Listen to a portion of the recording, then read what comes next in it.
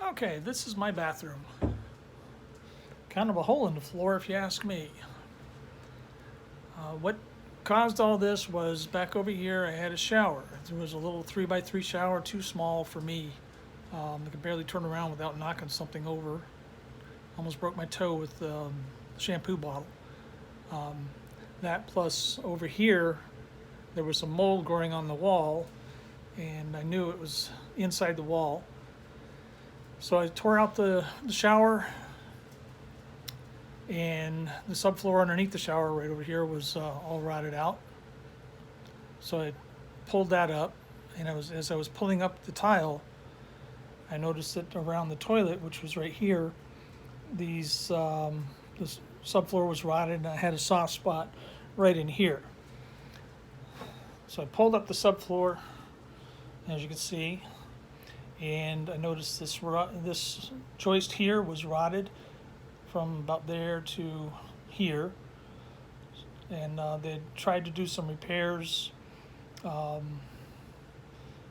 were ineffective. As you can see right here, that's a 1x6 on a 2x6 on a 1 or 2x8 joist where the rod is, and that's not sufficient for a joist repair.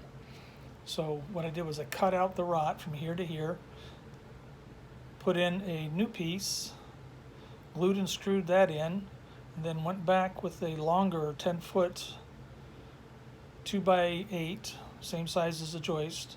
And then, as you can see, I bolted it in a zigzag pattern, starting from there, every 16 inches on center, and all the way to the end over here.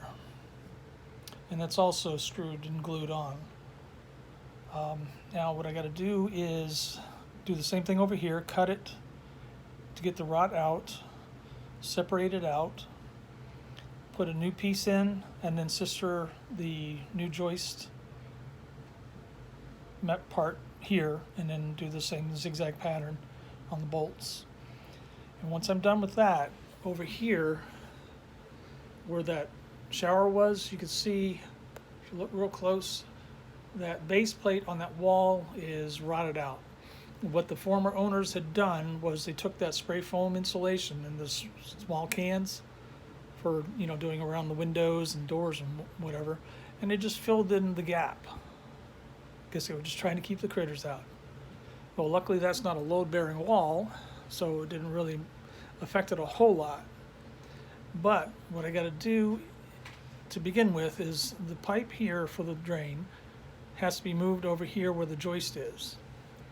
And to do that, I got to put in a plumber's box. So I'm going to cut this joist here, about here and up here, and then put in blocks between this joist and the joist that's underneath the wall over there. It's a little past the wall, using joist hangers and some deck screws. Make sure it's not going to rot out. Then move that the plumbing where I need it. Once I get that done, I can put the subfloor in, level where the tub is, and then I could put the tub in and then insulate over here. There was no insulation in that wall, so I'm going to insulate over there and then put the wall board and then the surround up. I was going to put a window in, or I thought about putting a window in, but that's going to have to not happen because this mess is costing me more than I thought it would, by quite a bit. And then once I get the tub done, I could put in new tile, finish subfloor, put the new tile in, and then new toilet, new sink, and that'll be that. Then I go back in, and all this sand texturing they've got, that's going to come off. I'm going to move this door out to here, so this will be a blank wall. And then this door here, instead of swinging the weird way, as you can see, there's I don't know why they did it that way, but I'm going to have it swing this way rather than the way it is. And then I will have a brand new bathroom. The minor detail on the ceiling there, that should be fixable with some scraping and some taping and some mud. That's an easy repair compared to easy repair compared to all this mess that I'm dealing with right now.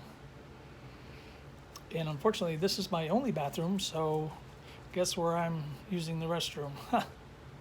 Any place I can. That's it for now, and I'll keep you all posted. I'll post after I finish this joist here, and then as I'm doing that, I'll take some pictures and post and show you what's going on. And that's it. Bye.